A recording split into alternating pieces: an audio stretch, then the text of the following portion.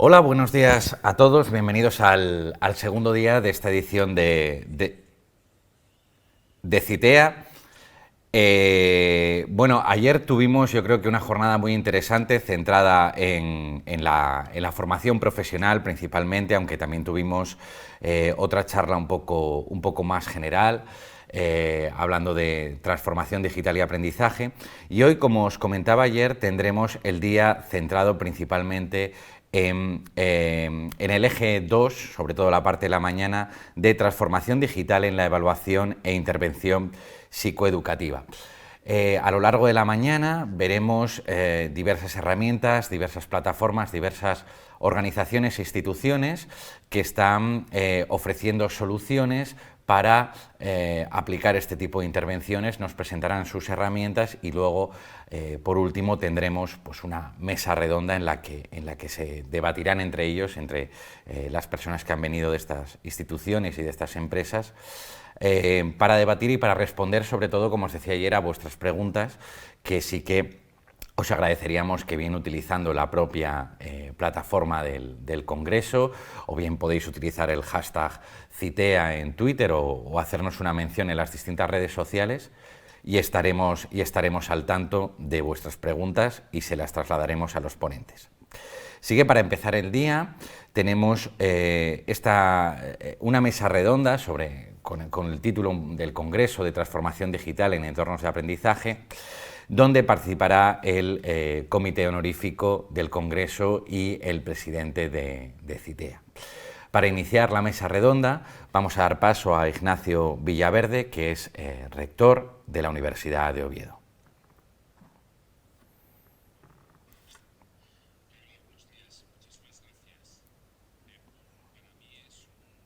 Un honor y un enorme placer el participar en este congreso. No suele ser habitual que un profesor de Derecho Constitucional, que en este momento circunstancialmente es rector de la Universidad de Oviedo, intervenga en foros de esta especialización, de esta especialidad y de esta altura. Por lo tanto, os pido generosidad a los que me escuchéis y mucha misericordia, ¿no? Para alguien que, aunque lleva siendo profesor de universidad desde hace más de 30 años, sigue abrumado por las dudas, ¿no? Yo, en primer lugar, si me permitís, voy a ser muy breve en esta pequeña recepción. Sé que no es el día de la inauguración, pero sí que es verdad que me parecería una grosería que como rector de la Universidad de Oviedo pues no os dé la bienvenida a esta que también es vuestra casa y que en este caso es vuestra casa digital, ¿no? Vuestra casa digital. Y que en mis primeras palabras sean en representación institucional de la universidad que os acoge. Es obligado el agradecer y reconocer a quienes habéis hecho el esfuerzo de organizar este congreso, además en estos momentos insólitos que vivimos y con la dificultad que entraña el hacerlo a través de estas herramientas digitales, ¿no? Y lo hago en la persona de Celestino Rodríguez, mi querido decano de la Facultad de Formación de Posgrado de Educación, pero no quiero olvidar tampoco a los que patrocináis y que con vuestra ayuda hacéis posible que, a pesar de las dificultades y de las limitaciones que tenemos en la presencialidad, en nuestra anhelada presencialidad, a la que espero que volvamos pronto, pues podamos seguir demostrando que la universidad y que el mundo profesional y educativo sigue estando ahí, sigue estando tan activo como siempre lo ha estado y que sabemos utilizar estas herramientas digitales que han venido para quedarse, para seguir en contacto y seguir reflexionando sobre aquellas cuestiones que hoy nos preocupan y que además abordan este congreso y que aborda una de las cuestiones que en este momento ya son urgentes, ¿no? Que es esa transformación digital en el ámbito educativo tan importante. Quiero dar las gracias a la Consejería de Educación y a las distintas direcciones generales y equipos directivos de centros y de empresas que, especialmente a Kiki, al comercio, al Diario del Comercio, que nos dais este soporte, que les dais este soporte y este apoyo para que sigamos haciendo lo que sabemos hacer en los universitarios y el entorno educativo, ¿no? Que es reflexionar, pensar, ponernos siempre en cuestión, porque sobre la duda es sobre la que vamos construyendo el futuro. O sea que encantado de estar aquí con vosotros y os envío un enorme abrazo. Bueno, muchísimas gracias, Ignacio. Un placer para nosotros tenerte aquí. Y para moderar esta mesa redonda con la que vamos a empezar la segunda jornada, tenemos a Celestino. Ahí estás. ¿Qué tal, Celestino? Buenos días, presidente de CITEA. Bueno, has podido seguir, entiendo, el Congreso. ¿Qué te está pareciendo? ¿Qué te pareció la jornada de ayer? La jornada de ayer, sin duda, fue una jornada muy interesante. Sobre todo, bueno, pues la conferencia inaugural del profesor Miguel Nussbaum nos ha inspirado a todos, ¿no? Nos ha hecho abrir un poco los ojos e incluso el pensamiento con esas 4 Cs de las que nos hablaba, del futuro. E incluso, bueno, pues las experiencias de la laboral fueron muy interesantes de cara y la mesa redonda de cara al futuro de la formación profesional, ¿no? Que es un punto muy importante en nuestro futuro educativo. Muy bien, Celestino, pues dejo la mesa redonda en tus manos y que presentes al resto de participantes, si te parece. Bueno, gracias. Muchas gracias. Bueno, buenos días a los participantes en esta mesa redonda, pero bueno, también buenos días a todos los asistentes que conocemos que están alrededor de los diferentes países. Un cordial saludo, un fuerte abrazo y caluroso. Y bueno, pues como decía el presentador, hoy es un día que comenzamos esta jornada de congreso con diferentes actos y mesas redondas, sobre todo en función de esa línea prioritaria del congreso de transformación digital en la evaluación e intervención psicoeducativa.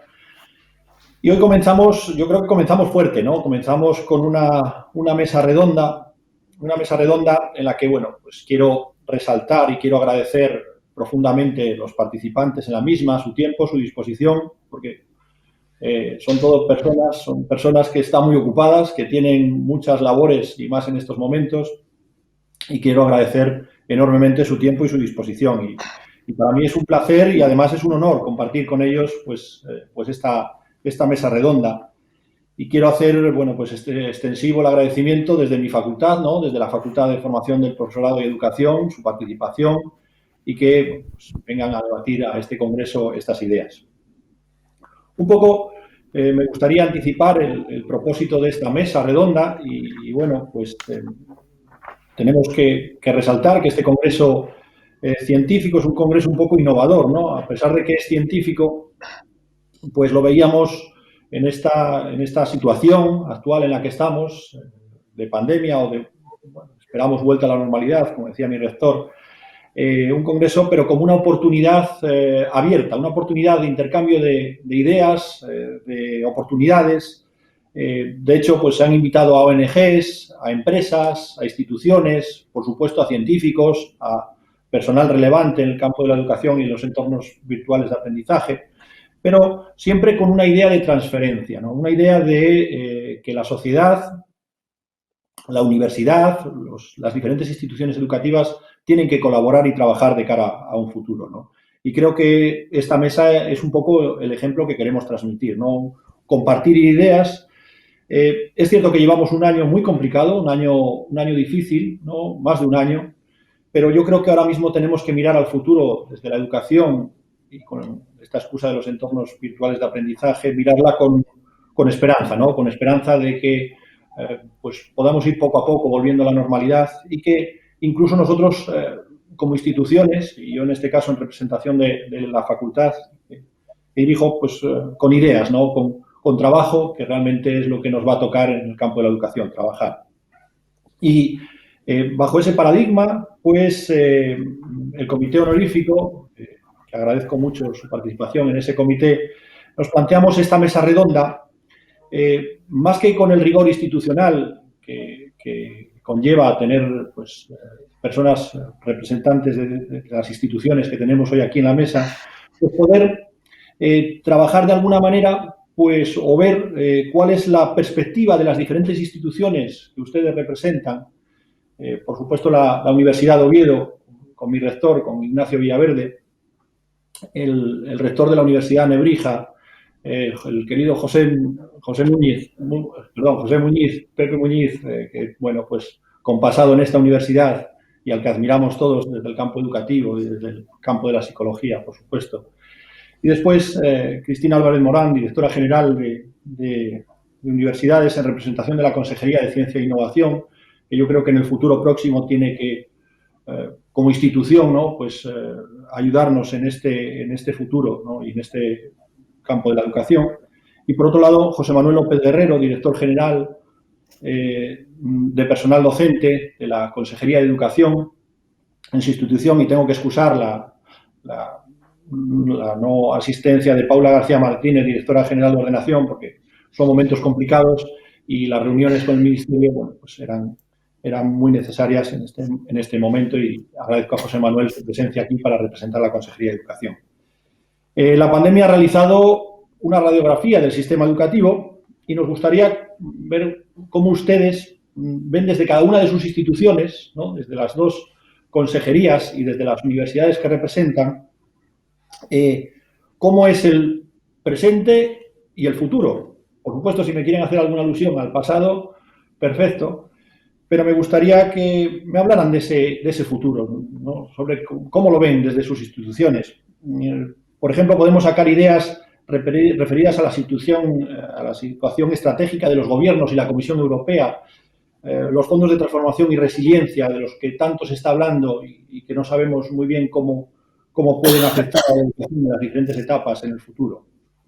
De cara a conocer, a intercambiar ideas de cara a un futuro que consideramos cambiante, un futuro al que nos tendremos que adaptar, sin lugar a dudas. Esta pandemia nos ha hecho adaptarnos muy deprisa, pero quizás, como decía mi rector también, ha llegado para quedarse estos entornos virtuales de aprendizaje, ¿no? Y tenemos que saber convivir con ellos y tenemos que, a lo mejor, realizar esa transformación que muchos años veníamos presumiendo de que quizás la estábamos haciendo, pero cuando realmente la necesitamos, quizás no tuvo el efecto esperado, ¿no? No quiero acaparar más tiempo, sin más voy a dar la palabra. Vamos a intercalar la palabra de universidades y consejerías para hacerlo dinámico, y después, si nos queda algo de tiempo, bueno, pues debatiremos un poco sobre algunos de los aspectos que ustedes nos muestran. Y nada más, agradecerlo nuevamente, y doy la palabra en primer lugar al rector de mi universidad, al rector de la Universidad de Oviedo, don Ignacio Villaverde. Cuando quiera, rector. Muchísimas gracias, Celestino, decano. Para mí, insisto, es un honor y un enorme placer estar en esta mesa redonda, que me hayáis dado la oportunidad de participar desde la visión modesta de un rector recién estrenado y un profesor perplejo, porque yo creo que me he pasado 33 años en la perplejidad y además rodeado, bueno, pues por los directores generales a los que también quiero enviar un saludo. Yo trataré de ser breve porque creo que probablemente sea yo el que pueda hacer una intervención menos autorizada, ¿no? Desde el conocimiento y desde la formación académica, porque como les digo, no dejo de ser un modesto profesor de Derecho Constitucional que todavía sigue teniendo unas enormes dudas de su condición de docente, ¿no? Y si realmente lo está haciendo bien. Y que creo que además lo que ha sucedido en estos meses ha puesto ha agravado esa perplejidad y esa sensación de asombro ante nuestra propia manera de encarar, ¿no? la formación y la transmisión de nuestro conocimiento al estudiantado, en el caso de las universidades al menos, la sensación de vértigo que nos produce el abismarnos a un entorno que yo creo que no es que sea hostil, pero sí tremendamente desconocido, ¿no? Por lo menos para los que llevamos ya una trayectoria larga en una forma de entender la docencia que hemos heredado de nuestros maestros, que inicialmente era el de las clases magistrales tradicionales de siempre, que tuvimos que reinventarnos para adaptarnos al espacio de enseñanza superior, al espacio europeo de enseñanza superior, al Plan Bolonia, y que de nuevo la pandemia nos ha puesto ante el enorme reto de adaptarnos, pero algo que yo creo que no es un cambio puramente circunstancial o contextual, ¿no? Sino que es un cambio estructural importante, ¿no? Y es que la pandemia lo que nos ha puesto encima de la mesa es la evidencia de que tenemos unas herramientas digitales que tenemos que saber aprender, que tenemos que aprender a utilizar, tenemos que saber utilizarlas para seguir desempeñando nuestra misión como instituciones formativas, pero también el que nuestro estudiantado ha cambiado, ¿no? Yo sí discrepo modestamente de la defensa enardecida que hizo durante la pandemia y sigue haciendo Nuccio Ordine, ¿no? Sobre la presencialidad, ¿no? Y esa concepción, permítame que lo diga con todo el cariño, clásica, ¿no? De la relación profesor-estudiante de la universidad. Yo creo que en esa ecuación, y lo he dicho muchas veces, le falta una parte, ¿no? Y la parte es que quienes realmente han cambiado ya no son ni siquiera los instrumentos, que también, sino es nuestro propio receptor de nuestro mensaje, ¿no? Nuestro estudiantado, ¿no? Que ese sí que ha sufrido una evolución en la que quizá nosotros como universidades no hemos seguido, ¿no? A ese ritmo. Y la evolución es que hoy nuestros estudiantes, su mundo está aquí. Y nosotros cuando estudiábamos, al menos los más veteranos, Pepe, voy a decir los más veteranos, ¿no? Los más veteranos, los que tenemos un pasado, ¿no? Claro, nuestro mundo era otro, nuestro mundo era este, ¿no? Nuestro mundo era este. Y hoy nuestros estudiantes están aquí. Nosotros estábamos aquí, el que estaba, ¿no? Tampoco vamos a embellecer la realidad, a ver si ahora resulta que en nuestros cursos éramos todos unos genios y no es el caso, ¿no? Pero es verdad que ellos ahora están aquí. Y nosotros tenemos que aprender a estar aquí. Y además en esos entornos VICA, ¿no? Tan volátil, tan incierto, complejo, ambiguo, y que nos obliga a transformarnos. Yo creo que no se trata solo de que cambiemos. No se trata de seguir haciendo lo mismo de otra manera distinta, ¿no? Sino que se trata de hacer cosas distintas y de formas distintas, ¿no? Y si no nos transformamos, en las universidades, y obviamente las universidades presenciales, perderemos a un universo de estudiantes que están en otro sitio, ¿no? Que están en otro sitio. Entenderme bien, yo de ninguna manera estoy reivindicando Fintocur una visión, una transformación digital que consista en que todos nos convertamos en la UNED, ¿no? O en la Universidad Internacional de La Rioja. A ver, yo creo que las universidades presenciales seguimos siendo universidades presenciales, ¿no? Y tenemos que seguir formando presencialmente y tenemos que seguir transmitiendo el conocimiento presencialmente porque esa es nuestra misión, ¿no? Esa es nuestra misión. Y además es una misión que está muy ligada a nuestra condición de instituciones investigadoras. Yo siempre he dicho que las universidades son lugares que lo que las singularizan es que nosotros transmitimos lo que investigamos y formamos a nuestros estudiantes a partir del universo de la investigación, sin perjuicio de que eso se modula, porque hay estudios muy dirigidos al ámbito profesional y desde luego hay una formación que tiene que estar muy ligada a las exigencias de ese ámbito profesional y hay otra formación universitaria que no está tan ligada a las necesidades de un determinado ámbito profesional y que tiene una condición más generalista o más humanística, si queremos verlo así, ¿no? Pero desde luego está muy ligada a una manera de generar conocimiento y por lo tanto la transmisión de ese conocimiento depende directamente de que eso sea así, ¿no? A ver, yo creo que congresos como este son muy oportunos porque nos obligan a reflexionar sobre lo que estamos haciendo y si lo estamos haciendo bien. Y creo que eso es muy importante. Yo ayer estaba en una jornada de rectores y rectoras, donde estaba también Pepe, ¿no?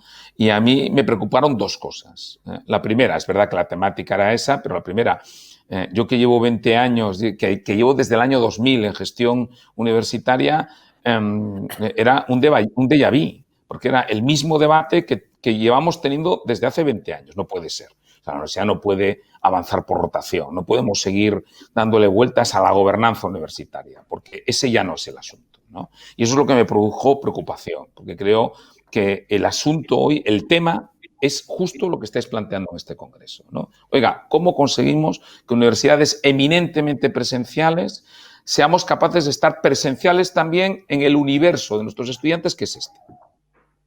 ¿Qué es este? ¿No? Y eso nos obliga a tener que asumir una transformación profunda en métodos, ¿no? Y en entender que no se trata de hacer lo que hacías en la clase presencial utilizando estas herramientas digitales, porque al final lo que hacemos es lo mismo, pero por otro medio, ¿no? Yo creo que se trata de hacer cosas distintas, ¿no? Y para mí, como profesor, ese es mi gran reto, convertirme en un profesor de Derecho Constitucional, no digo digital, sino sabiendo estar presente en el mundo digital donde están mis estudiantes, ¿no? Y si me permitís la broma, que no es solo broma, es que yo tengo que entender que yo no tengo por qué, porque un estudiante no tiene por qué aguantarme a mí a las 9 de la mañana un lunes. Porque si yo le empaqueto digitalmente lo que estoy explicando, lo que estoy diciendo, a lo mejor él lo que quiere es verlo el lunes, pero a las 12 de la noche, tranquilamente en su cama, porque es donde mientras compran en online, ¿no? En Amazon o en Zara, dice, bueno, pues voy a ver qué contó hoy Villaverde en clase, ¿no? Y con eso consigo un objetivo que a lo mejor no consigo obligándole a que venga necesariamente a las 9 de la mañana, un lunes del mes de febrero, a escucharme, que es que me escuche. Y al final nosotros los docentes lo que queremos es que nos escuchen, y como decía Dan Finkel, ¿no? El ser capaces de dar clase con la boca cerrada, ¿no? Y para eso tenemos que saber utilizar todas esas herramientas digitales que nos permitan ser mejores profesores y llegar, porque al final es lo que pretendemos, llegar a nuestros estudiantes. Insisto, que me escuchen. Yo lo que quiero es que me escuchen. Me da igual a la hora, el momento, la plataforma, pero que me escuchen, porque esa es mi misión, ¿no? El transmitirles el conocimiento que yo modestamente haya podido atesorar en estos años. Por eso también creo que las universidades han hecho un enorme esfuerzo, algunas al menos, ¿no? Y sus equipos han hecho un enorme esfuerzo en asumir el reto de esa transformación. No siempre con el mismo éxito ni con el mismo resultado, es verdad, ¿no? Pero han hecho un enorme esfuerzo que no tiene que ser solo un esfuerzo circunstancial, pasajero, tiene que ser un esfuerzo estructural e incorporar a nuestras estructuras docentes y formativas todo lo que esta herramienta digital nos está proporcionando. Y eso yo creo que requiere también que las propias universidades hagan un enorme esfuerzo formativo interno, ¿no? Yo creo que los institutos de innovación docente o de investigación docente, yo creo que tenemos, al menos por un tiempo, que girarlos, ¿no? Y que sin dejar de seguir, de servir, ¿no? Y seguir prestando servicio a la comunidad educativa de nuestro entorno, tiene que ahora dedicar un gran esfuerzo a servir a la comunidad educativa interna, porque nos tienen que enseñar, tenemos que aprender, y para eso son medios importantes, a ser profesores, no profesores digitales, que esa no es nuestra misión, sino profesores en un mundo digital, Y ese va a ser nuestro entorno en los próximos años.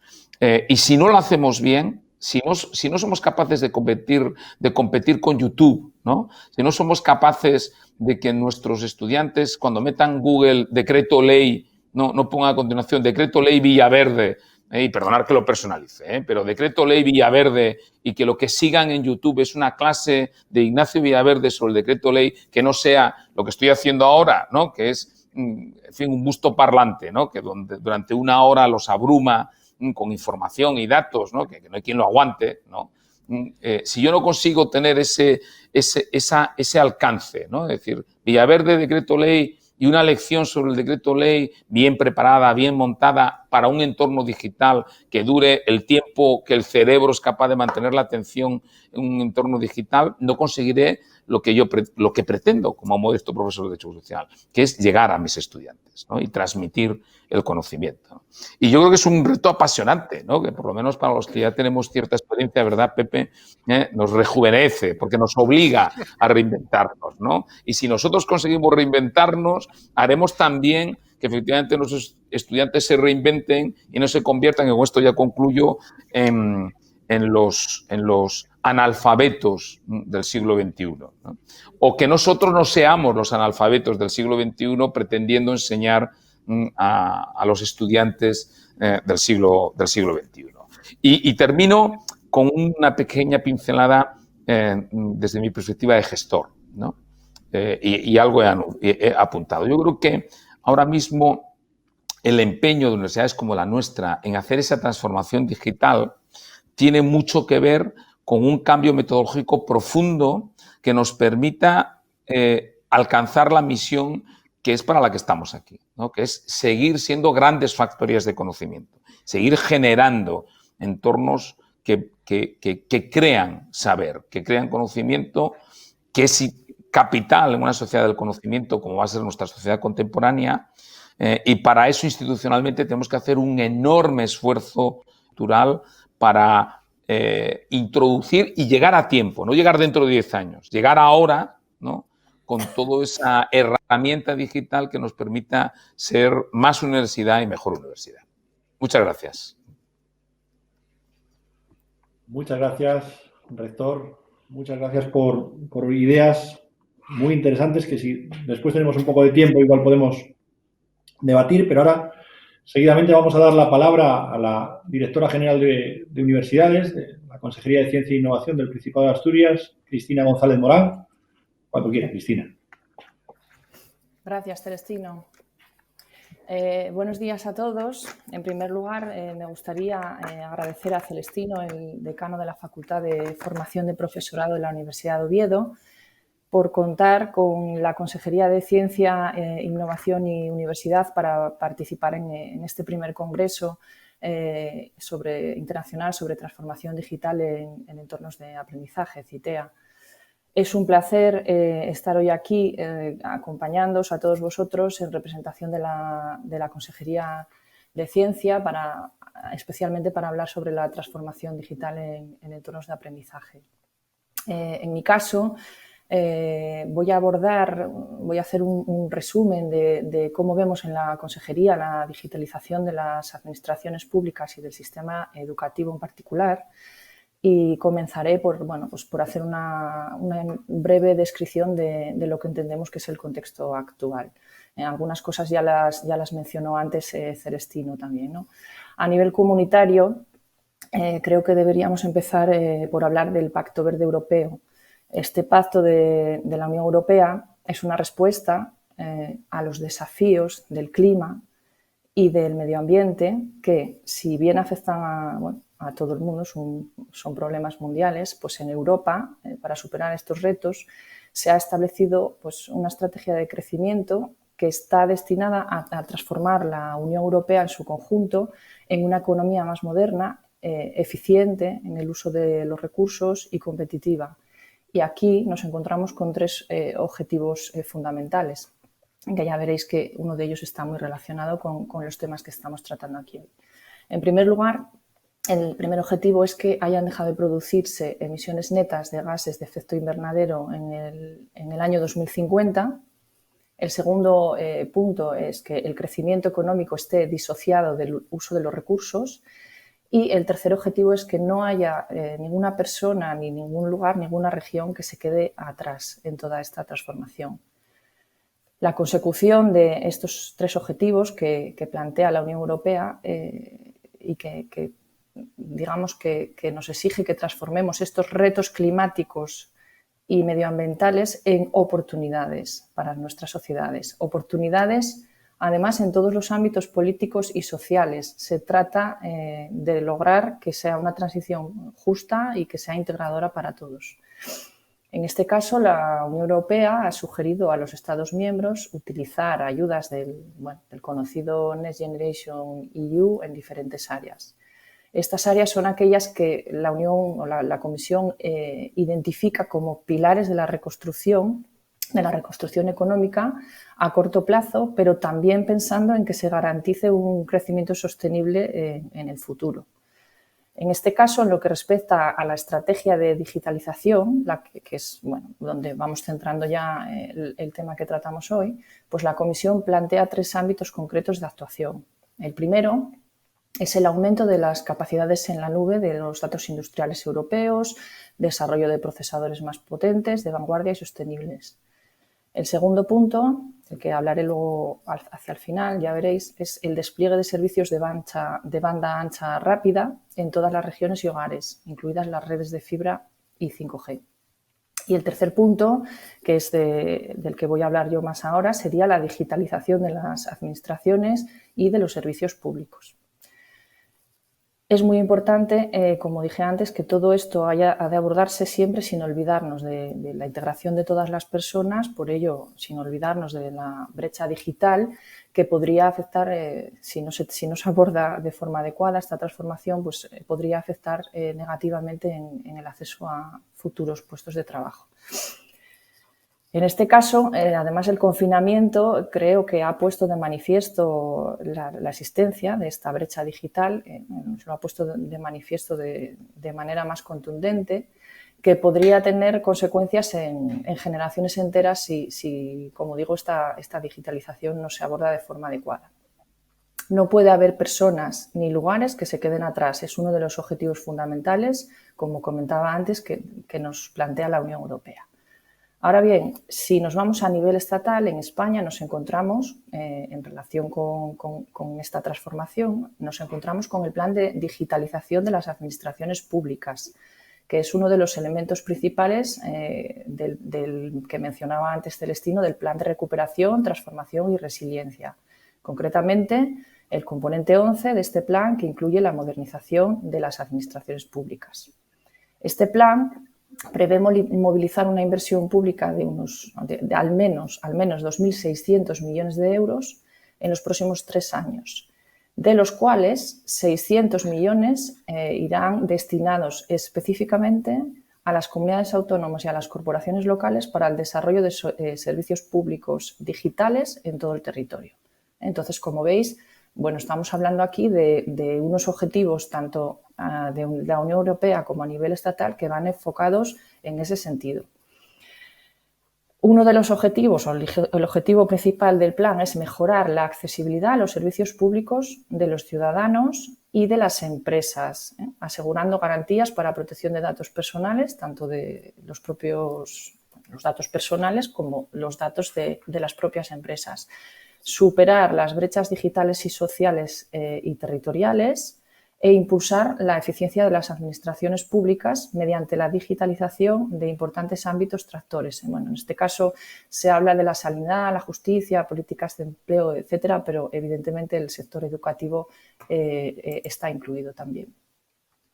En el caso de las universidades españolas, y yo, si me permitís, voy a ir centrándome más en las enseñanzas universitarias, pues el Ministerio de Universidades presentó en febrero de este mismo año el proyecto de digitalización creado para el sistema universitario español. Entonces, este proyecto, que ha denominado Unidigital, contempla un presupuesto para España de casi 143 millones de euros que se prevé ejecutar a lo largo de los próximos 3 años. El ministro Castells ha asegurado que se trata de un proceso de transformación que afecta a todas las esferas de la vida universitaria y que sentará las bases del modelo universitario del futuro. Ahora, si bien es cierto que la digitalización, si se aborda adecuadamente, es una gran oportunidad de crecimiento en prácticamente todos los sectores de la sociedad, yo creo que hemos de tener en cuenta que en el caso del sistema educativo, uno de nuestros objetivos principales como sistema educativo es que tenemos que preparar a los jóvenes para afrontar los retos de la sociedad futura que les va a tocar vivir a ellos y a nosotros.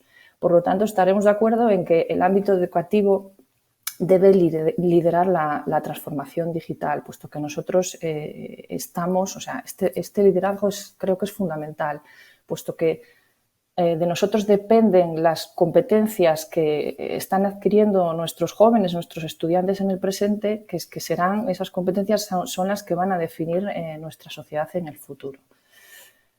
Cuando nos enfrentamos a la digitalización, es habitual encontrarnos con la resistencia al cambio. Esto es algo que ya comentaba el rector Villaverde hace un momento y bueno, creo que es algo que es perfectamente entendible, ¿no?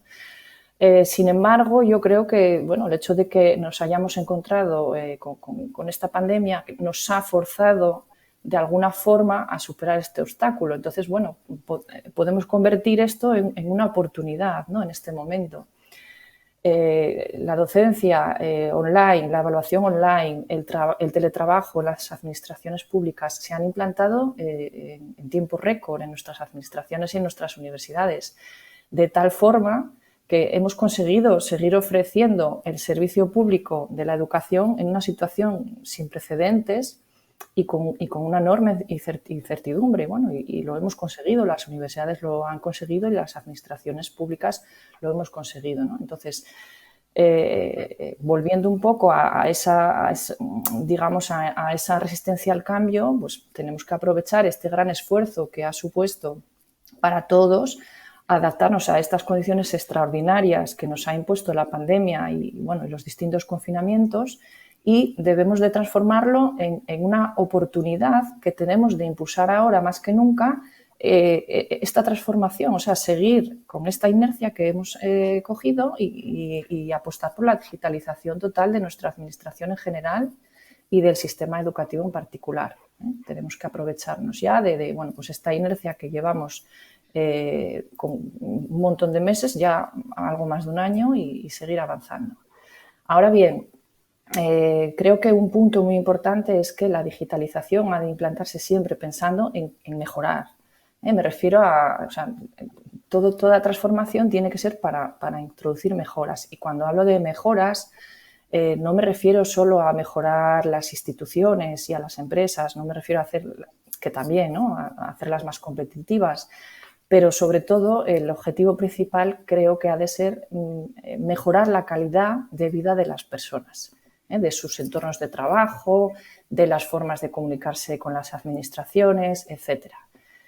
En el ámbito de las administraciones públicas en general, creo que tenemos muchísimo que aportar, mucho trabajo por delante, pero es nuestro deber porque estamos al servicio de la sociedad y de las personas y tenemos que seguir ofreciendo un servicio de la mejor calidad, pero adaptado a la situación actual y a posibles situaciones cambiantes en el futuro. La digitalización es el camino.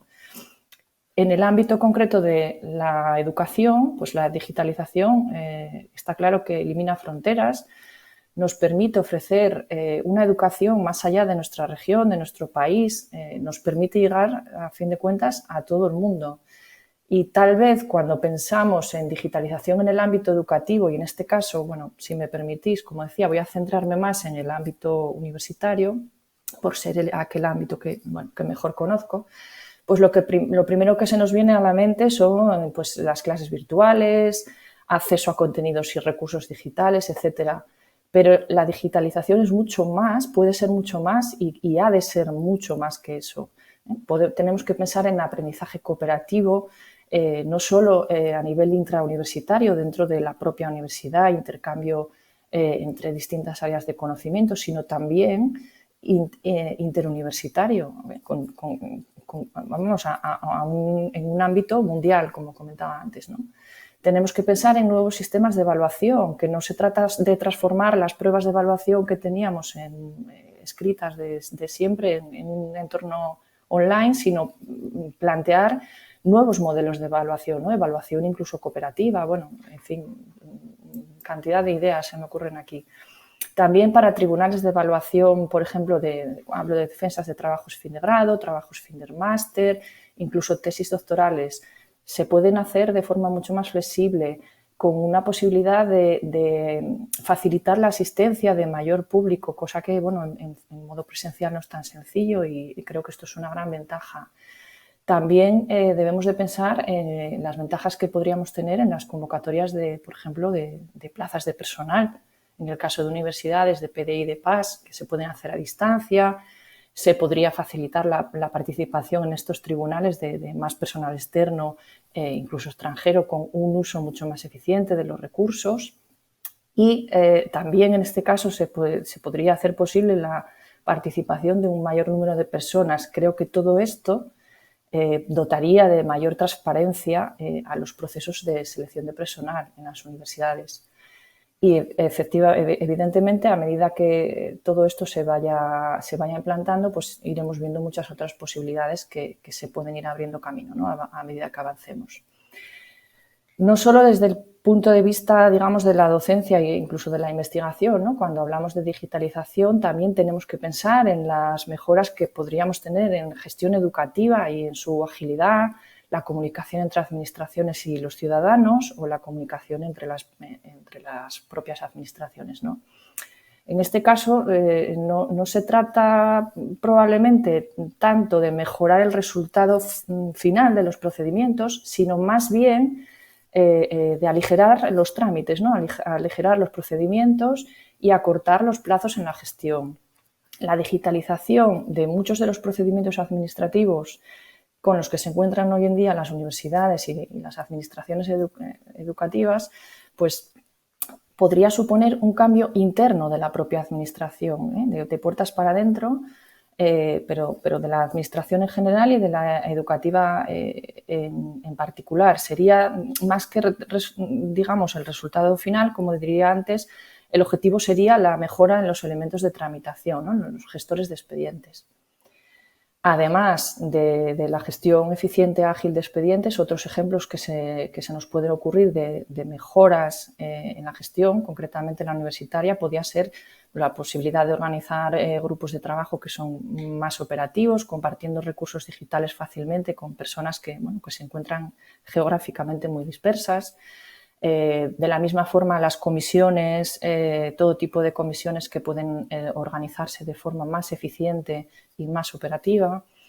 Y por último, si me permitís, voy a añadir aquí también un punto que es la contabilidad o la implantación de la contabilidad analítica, que, bueno, como sabéis, es una de las asignaturas pendientes que tienen la mayoría de las universidades españolas y que creo que la digitalización aquí pues tiene, digamos, mucho que aportar, ¿no?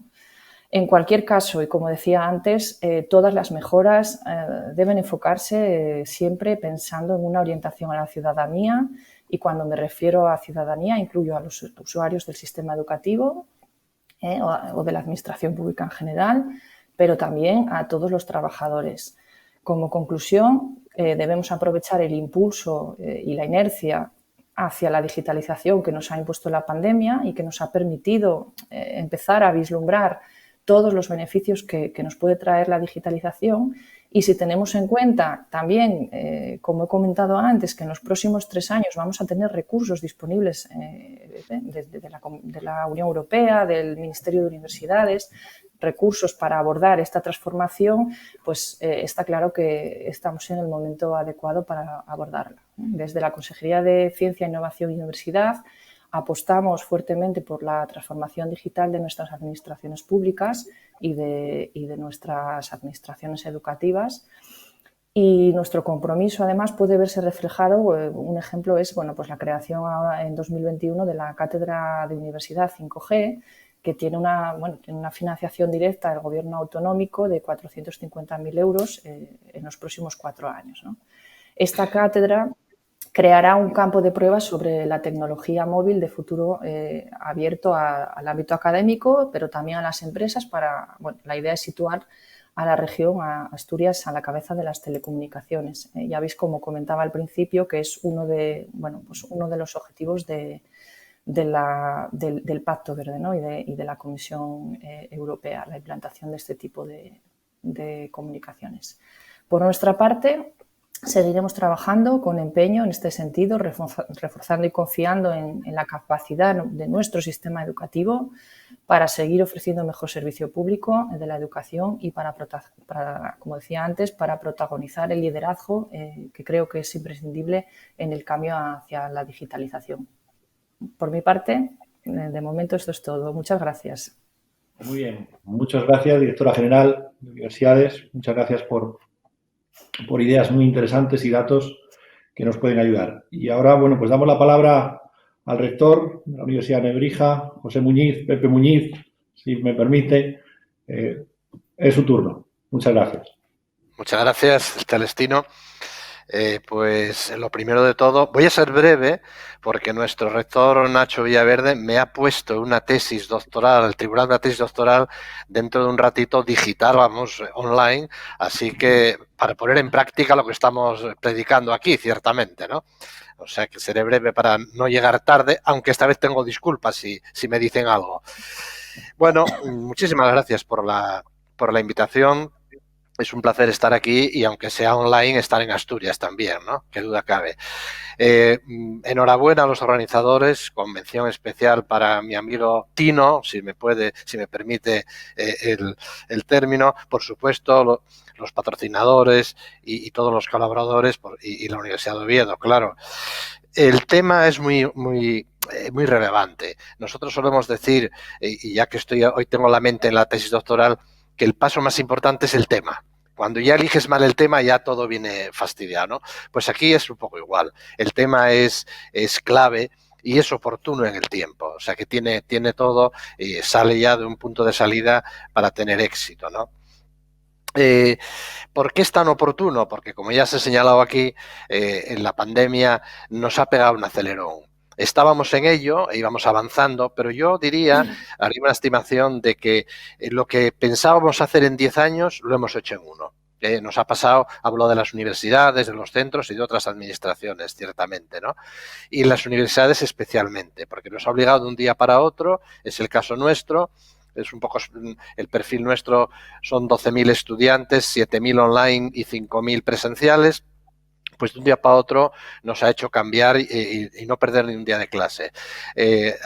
Un poco por indicación de Tino, pues tenéis en el Congreso a nuestra gurú, la que dirige el Global Campus, que es Cristina Villalonga, que, como se ha señalado aquí ya, tanto por el rector como por la directora general, la digitalización, y esto es lo interesante, implica nueva metodología. Así que lo que ha generado os aconsejo que os pongáis en contacto con Cristina Villalonga, ha generado una nueva metodología para poder aplicar toda la digitalización, que es la clave, evidentemente, ¿no? Es lo clave. El impacto de la digitalización, pues, se hace a muchos niveles, ¿no? No voy a descubrir aquí nada. En el Congreso hay ponencias preciosas sobre eso, pero hay 2 niveles muy importantes. El primero a nivel individual y luego a nivel social o socioeconómico, ¿no? Y ya señalaba el rector Nacho que la primera cuestión clave es que nuestro estudiante es distinto, ¿no? Ahora los llamamos ya centennials, ya ni millennials, ¿no? Sino los que han nacido después del 96, que son gente joven, evidentemente, y rara, ¿no? Son críticos, son exigentes, volátiles, adictos al me gusta, nativos digitales y acostumbrados al online. Y por lo tanto, este receptor exige ya cambios importantes. Sin embargo, a mí no me gusta los profesores que se quejan continuamente de los alumnos. Es que no vienen preparados, es que si no sé qué, no sé cuánto. Eso son excusas de mal pagador. El alumno, claro, pues es alumno y viene a aprender y trae sus características. Y un buen profesor lo primero que tiene es tener claro eso. Además, esto es una queja universal. Ya Aristóteles se quejaba de los jóvenes, que no había manera de hacer nada de ellos. Luego, es un tema recurrente, ¿no? Por lo tanto, cambia el receptor, que es la clave, pero es que además, con la nueva digitalización hay un montón de cosas que no sabemos y, como sabe Tino mejor que nadie, abren nuevos campos de investigación absolutamente inéditos. ¿Qué pasa con la atención? Teníamos muchos datos, muchos conocimientos sobre los procesos de atención presencial. Ahora no sabemos cómo funciona eso, evidentemente, por citar algún tema. No sabemos en los nuevos cambios de la motivación, cantidad de literatura sobre la problemática de cómo motivar, etcétera, etcétera, pues ahora nos lo cambia un poco todo. Se abren, por lo tanto, aquí líneas para los expertos en educación insospechadas, sistemas de aprendizaje, la profundidad del aprendizaje, la resiliencia educativa. Resiliencia es un concepto muy reciente en el sentido de qué variables influyen para que una persona que parte de una situación poco favorable, sin embargo es resiliente y tiene éxito en el sistema escolar, pues no sabemos cómo va a incidir todo lo digital, ¿no? O la propia socialización, quiero decir, ¿qué pasa con estos estudiantes que llegan a primero de carrera y no han podido estar presencialmente, cuando en primero es cuando uno establece ahí? Por lo tanto, es muy motivante el nuevo escenario en el que los movemos. Por supuesto, en mi propio campo de especialización, que es la evaluación, pues un tema que veníamos estudiando de muy antiguo, que es la teleevaluación, cómo se hace eso bien, cómo se evita que copien, por ejemplo, entre otras cosas. Es decir, hay cantidad de... ha estimulado campos de trabajo novedosos. Nuestros colegas clínicos, por ejemplo, los psicólogos, ya es muy habitual que hagan telepsicología, teleterapia, etcétera, ¿no? La Comisión Europea de Psicología ha hecho una task force sobre esta temática, ¿no? Esto desde el punto de vista individual, pero desde el punto de vista social y económico, pues ya lo señalaba la directora general, ¿no? Es un poco la universalización y la democratización de la enseñanza. Nosotros tenemos 7.000 alumnos online por todo el mundo. Y hay aquí un asunto sumamente interesante, que es lo que solemos llamar la desregulación. Vamos a ver. Con esta facilidad universal de llevar los conocimientos, nuevos agentes entran a jugar parte en la educación universitaria. No hablo ya de la universidad a otros niveles, pero en la universitaria aparecen agentes nuevos. Amazon quiere dar cursos, Google quiere dar cursos, la plataforma Minerva, los grandes iconos universitarios de MIT, Harvard, etcétera, quieren ir global y acercar a todo el mundo. Esto hay que tenerlo presente. Algunos profesores se sienten muy seguros porque, bueno, es que la enseñanza universitaria está muy regulada, no tendremos problemas. Eso mismo decían los taxistas, hasta que llegó Uber y llegó Cabify. Ni mucho menos. La desregulación potencial va a llegar primero o después, porque lo permite la tecnología. Y no es nada nuevo. El famoso antropólogo Leslie White en 1943 estableció la fórmula. La cultura es la variable dependiente, la tecnología es la variable independiente. Lo que llega a ser la cultura depende del tipo de tecnología que seamos capaces de manejar, ¿no? Por lo tanto, eso hay que tenerlo muy claro. Ahora, nuestro rector de Oviedo, Nacho, ya citaba algo que es así. Hay invariantes, hay cosas que no cambian, porque la misión de la universidad sigue, desde el punto de vista ya clásico, orteguiano, sigue siendo la misma, es la generación del conocimiento, la investigación, la transmisión del conocimiento, la docencia, la transferencia de estos conocimientos a la sociedad y la transmisión de la cultura. Y esto es lo esencial. El que luego cambie el tipo de formato, el tipo de tecnología, por supuesto, pero conviene no perder esto de vista, porque a veces uno tiene la impresión de gente que está girando un poco en el vacío. Si tú pierdes este anclaje de lo que es la misión de la universidad, tú luego si lo tienes claro, te puedes variar enormemente en el tipo de tecnología que utilices y además te sientes seguro, no giras en el vacío. Esto es muy importante porque a veces da la impresión de que profesores sencillamente han quedado colgados de lo digital y han perdido de vista lo esencial. No conviene, evidentemente, ¿no? Al fin y al cabo, parafraseando a Horacio, toda la cuestión de fondo es sapere aude, es atreverse a saber. Eso es la universidad. Y atreverse a saber, claro, es muy arriesgado, es sacarte de la zona de confort, porque cuando sabes te cuestionas todo y surgen las dudas, evidentemente, ¿no? Por lo tanto, es un poco también relativizar en el sentido, poner en su sitio lo que es las misiones centrales y los aspectos instrumentales. No conviene confundirlo, máxime estando en la universidad, evidentemente, ¿no? El marco general, por darle una primera derivada de esta cuestión, es un poco más amplio desde el punto de vista académico. Es la lucha eterna, la guerra implacable entre el silicio y el carbono. Esta es la historia, ¿no? Y una pequeña derivada es esta de la digitalización. Pero lo interesante desde el punto de vista intelectual es, ¿nos ganará el silicio? ¿Mantendremos el carbono ahí guiando y programando o llegará un punto de la hipótesis de la singularidad en la cual tendremos que hacer ahí una simbiosis y surgirá un ser nuevo que es silicio-carbono?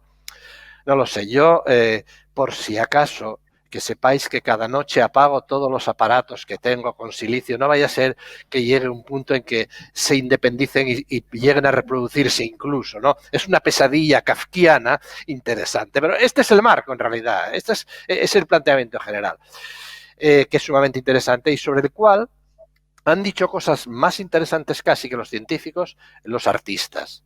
Porque todas las películas, empezando por Odisea en el espacio, por Blade Runner, etcétera, etcétera. Este es el problema de fondo que tenemos, ¿no? Sumamente interesante. Y si creéis desde un punto de vista filosófico, cómo el polvo se revela, ¿no? No quiere volverse polvo, quiere volverse carbono. Es un poco terrible esta cuestión. Bueno, ahí estamos. Y entonces este congreso pues plantea esa cuestión, lo especifica en la parte educativa y demás, que es sumamente interesante, pero que no hay que perderlo de vista, ¿no? Yo creo que convivir con ello, Nacho lo ha expresado muy bien, evidentemente, pero siempre con perspectiva, porque si no nos convertimos un poco... No hay nada peor que un tecnólogo enamorado de lo tecnológico, porque entonces pierde de vista, ¿no? Hay que tener un poco lo que Isaiah Berlin, ¿no? Esa terminología que hizo popular de erizos frente a zorros, ¿no? El erizo aquel que está muy especializado y sabe muchísimo de una cosa, mientras que el zorro es aquel que es un poco más generalista y sabe un poco de cada cosa y se adapta muy bien. Pues yo suelo decir que un poco, claro, hay que ser especialista porque si no, no se publica, no se sacan Q1, etcétera, pero a la vez hay que tener visión amplia, un poco... mi consejo es a los alumnos siempre hay que ser un poco erizos azorrados, ¿no? Para combinar un poco esos dos aspectos. Y nada, yo felicitaros de nuevo para acabar por el tema porque me parece vital, evidentemente. Hay muchas maneras de verlo desde muchos puntos de vista, como no puede ser de otro modo, porque la realidad es poliédrica, ¿no? No cabe otra, y no hay el que aspire a tener toda la razón es que no ha entendido nada, ni nunca ha hecho nada, ni nunca probablemente ha tenido razón, porque es una cosa esta muy, muy compleja, ¿no? Y nada, felicitar a los ponentes porque a mí lo que me apetecería ahora, en vez de ir a la tesis que tengo que ir y demás, es asistir a todas las sesiones que tenéis ahí, ¿no? Es un sino que uno nunca puede hacer lo que quiere del todo, ¿no? Pero bueno, como solemos decir a nuestros estudiantes en primero, de las primeras cosas que se enseña a los niños es aprender a frustrarse, ¿no? Y el que no aprende eso pronto va a ser un desgraciado, ciertamente, ¿no?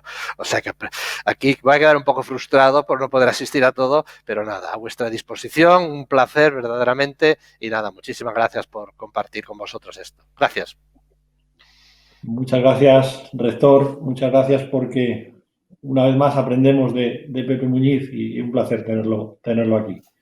Gracias. Y en último lugar, que no por ello menos importante, el director general de Personal Docente de la Consejería de Educación del Principado de Asturias, José Manuel López, su palabra. Muchas gracias por invitarnos a este congreso. Realmente nunca se había hablado tanto de transformación digital como en este último año. Los que ya peinamos algunas canas también en la docencia y metidos un poquito en la transformación digital, pues realmente agradecemos que se empiece a dar valor a estos recursos, a estas metodologías, que se descubra un poco más su utilización. Decía José Muñiz, hablaba de los artistas. Recuerdo una entrevista, está en YouTube, a Isaac Asimov, una entrevista de los 70 o de los 80, no sé exactamente bien por el aspecto, en la que predecía cómo el uso de las computadoras podrían servir para la formación, incluso para una formación individualizada. Eso era en los 70-80. Estamos como estamos ahora. Se escucha mucho también la frase de que los recursos digitales para la formación han venido para quedarse. Yo aquí tengo ciertas dudas. Lo primero, porque no han venido, ya estaban ahí. Otra cosa es que en muchos casos estuvieran un poco arrinconados y que no fuera imprescindible su utilización. Y por otro lado, el que se vayan a quedar. ¿Qué va a pasar cuando la normalización, la normalidad educativa vuelva a las aulas, tengamos presencialidad total en todos los ámbitos y el profesorado pueda o no, dependiendo de su historia y de su experiencia, volver a un cierto espacio de confort? Yo pienso que no va a ser así. De hecho, y hablo ya de la enseñanza no universitaria, ya la LOMLOE plantea cambios en el sentido de la digitalización y de los planes de digitalización que tienen que tener los centros. Y nos corresponde a las administraciones educativas potenciar y promover este proceso. En el caso de Asturias y la educación no universitaria en Asturias, la pandemia ha supuesto este reto, sobre todo en este curso, de garantizar para 120.000 alumnos y unos 15.000 docentes que las aulas permanecieran abiertas. Esto se hizo con dotación de profesorado, pero en una situación en la que no era previsible o no podíamos determinar la evolución de la pandemia, había que contemplar diversos escenarios. Y ahí es donde hubo una importante dotación de equipamiento que permitió afrontar la semipresencialidad, que, como ya se comentaba, estuvo también bastante denostada, y en el ámbito de la educación secundaria y el bachillerato quizás no se mostraron todos los buenos ejemplos que hubo de semipresencialidad y de formación y utilización con recursos en línea, que afectaron a unos 9.000 alumnos. Y de esos 9.000 alumnos, no todos fueron las malas experiencias que en algunos casos se comentaba. Esto supuso para la consejería un esfuerzo económico importante en dotación de recursos, más de 5.000 dispositivos entre webcam, pantallas táctiles, pizarras digitales, dispositivos de comunicación portátiles para el alumnado, con el fin de facilitar esta semipresencialidad, eliminar la brecha digital, permitir el seguimiento de las clases en línea cuando se daban en algunos niveles educativos, evitar también o superar las reticencias que se daban a nivel de profesorado, a nivel de las familias, y potenciar sobre todo el aumento de las estrategias digitales del profesorado. Porque hay que tener en cuenta que no partíamos con todo el profesorado, y eso lo vemos todos, en la misma situación. El nivel de competencia digital no era el mismo en todos los casos y había que afrontar esta situación para todo el alumnado y también para todo el profesorado. Se hizo adaptación de los horarios, se facilitaron tiempos de preparación docente en línea para que no hubiera una sobrecarga. En general, la idea fue proporcionar recursos, como estos que he indicado, proporcionar formación y proporcionar tiempo. Sobre todo para aquel profesorado que se quería incorporar a estas nuevas estrategias y partía de unos niveles formativos que le exigían unos esfuerzos mayores. El cambio para muchos profesores pues pudo suponer en secundaria, formación profesional, que es el ámbito del que yo venía, o primaria, supuso continuar con lo que ya venían haciendo, con el uso de estas herramientas y metodologías que incluían herramientas digitales. Para otros sí que se vio que el esfuerzo podía ser mucho mayor y en algunos casos pues parecía casi insuperable. Pues en este sentido hemos dado formación, nos hemos centrado en algunas áreas de trabajo, pero también hemos facilitado pues, que se pudiera, de cierta manera, replicar la clase presencial con los recursos que tenían, no siendo este el objetivo principal al que debemos aspirar, pero sí un poco para, como arranque para lograr objetivos mayores. Nosotros nos centramos en entornos, en ciertos entornos virtuales, en las herramientas de Office 365, Educastur Campus, basado en las herramientas Moodle, sobre todo intentando potenciar con acciones formativas que fueran de aplicación inmediata, que fueran utilizables en todos los escenarios y especialmente que permitieran al profesorado la creación de contenidos. Es quizás el área en el que debe darse ese salto porque el de la comunicación, bueno, se ha podido llegar a ello, las clases en línea se han podido mantener, pero la clase debería ir más allá de una clase en línea. El perfil del profesorado debe cambiar en otro sentido y, repito, cuando volvamos a las clases presenciales, ese perfil es donde más se debe notar. En estas áreas de formación, pues la consejería hizo una oferta masiva con más de 12.000 plazas en este año, tanto en digitalización como en metodologías o en formación en otras acciones de competencias digitales. Entendemos que todas estas acciones deben ser todo este cambio, todo este esfuerzo, tanto del profesorado como de las administraciones, debería servir al final para este cambio que proponemos. A mí me gusta también la frase que dice que los tiempos de crisis a veces son tiempos de oportunidades. Por esto que comentaba, unas herramientas que ya estaban ahí y a las que muchos profesores ya podían estar incorporados y otros se han acercado por primera vez.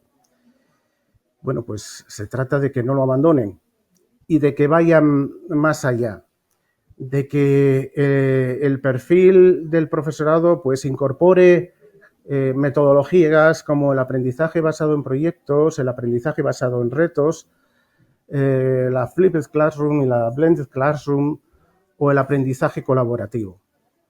Queremos que el perfil del profesorado cambie en el sentido de que sea un creador de contenidos o un organizador de contenidos que desarrolle no solo el trabajo colaborativo del alumnado, sino que haya un trabajo cooperativo entre el profesorado y, dado que además normativamente se impone, también colabore en la digitalización del centro. En este sentido, dentro de nuestros planes el segundo plan de evaluación docente que se ha incorporado recientemente, pues hemos añadido nuevos ítems, nuevos elementos de valoración, como son los de creación de contenidos, uso compartido de contenidos o desarrollo de proyectos de innovación con el alumnado. Esa sería la idea, el perfil que queremos y, bueno, tenemos unas oposiciones, un proceso selectivo en breve y, bueno, en una de las comparecencias con los tribunales ya les comentaba esto. Hemos visto la situación a la que nos hemos enfrentado, hemos visto qué necesidades podíamos tener y tenemos que decidir qué tipo de profesores queremos para este siglo XXI del que ya llevamos 20 años. Gracias.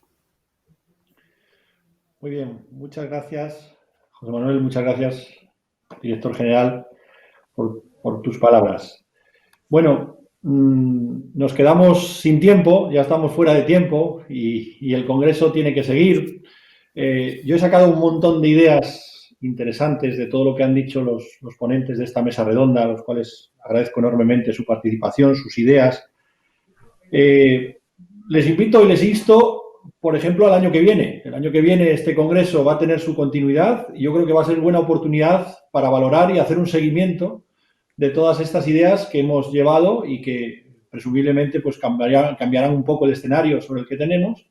Y lo voy a guardar las ideas. Vamos a ver el año que viene cómo tenemos o cómo hemos progresado desde las instituciones y haremos un seguimiento. Y solo me permite, pues, también hablar un poco de la responsabilidad que tenemos como instituciones. Yo creo que todos los que estamos aquí tenemos esa idea. Creo que de todas estas ideas nos han surgido esa idea que emana de la responsabilidad que tenemos para con nuestros ciudadanos, nuestros estudiantes, en definitiva, nuestra sociedad, ¿no? Y déjenme, espero que la organización no me mate por ello, pues sacar una idea solo general de cada uno de los ponentes. Quiero pues agradecer al rector Villaverde, a Nacho Villaverde, pues su participación, y ha dicho una frase que creo que me quedo con ella, que es que no solo son cambios, sino que hay que hacer las cosas de forma distinta. Y esa es una idea muy importante, que somos una factoría del conocimiento que tenemos que hacer las cosas de forma distinta. Y le agradezco enormemente esa idea. En segundo lugar, pues la directora general Cristina González nos habla y he resaltado una frase, que nadie se quede atrás, ni personas ni lugares. Eso es importante también, creo que es una idea a resaltar, ¿no? Nos ha hecho un poco la boca agua con esos fondos que vemos y esos procedimientos y esa digitalización de las administraciones y ese reto que nos marcan para los próximos años. El rector José Muñiz, Pepe Muñiz, agradecerle también mucho su participación y yo destacaría la idea que dice de atreverse a saber, ya que la tecnología mediatiza la cultura, ¿no? Tenemos que atrevernos a saber y tenemos que trabajar en esa idea, pero también, como él decía, sin girar en el vacío, no usar la tecnología por usarla, sino con un sentido. Y finalmente, muchas gracias, Pepe, por tu participación y por tus ideas. Y finalmente, el director general, José Manuel López, nos hablaba muy acertadamente, yo creo, de las buenas prácticas que tienen muchos de los docentes y muchos de los profesores, que tenemos que compartir, en definitiva, esas buenas prácticas y que tenemos que aprender unos de otros de forma colaborativa para trabajar. Que también son importantes los recursos, como él decía, y que un poco se relaciona con la idea de la directora general de universidades. Y déjenme unas palabras al director general de agradecimiento, sobre todo a todos sus docentes del Principado de Asturias y de otros principados de otras regiones por la labor y por el esfuerzo que han realizado durante la pandemia para llevar el aprendizaje a cabo. Y especialmente yo quiero agradecer desde la facultad la colaboración que siempre realizan con nuestra facultad para la formación del alumnado que tenemos aquí, ¿no? Transmítale a la consejera nuestro agradecimiento. Incluso adelanto que, bueno, pues desde la facultad haremos algún reconocimiento a los docentes del Principado durante este año en pandemia próximamente. Y nada más, solo pues volver a agradecerles enormemente, disculpar pues que hayamos tardado un poco más pero quizás era muy interesante. Un fuerte abrazo muy grande, aunque es virtual, pero un fuerte abrazo a todos los ponentes y asistentes y muchas gracias. Nada, Celestino, muchas gracias a ti. No te preocupes que desde la organización no va a haber represalias de ningún tipo. Cuando las intervenciones son interesantes, yo creo que es normal prolongarlo unos minutos y bueno, yo también he tomado muchas notas. Además, agradeceros que os habéis mojado, que en este tipo de intervenciones muchas veces se habla de lugares comunes y en vuestro caso, que os habéis lanzado y hay unas frases que yo también he apuntado. Ignacio tuvo una tremenda que cuando decía tenemos que competir con YouTube, me parecía que era una frase que tiene mucho, o sea, que es mojarse, que realmente ensuciarse las manos y que seguro que abre debate y seguro que tenemos otros espacios en el Congreso para poder estirar esas ideas y debatir más sobre ellas. Así que muchas gracias a todos y a ti, Celestino, por tu moderación. Que tengáis buen día. Buen día.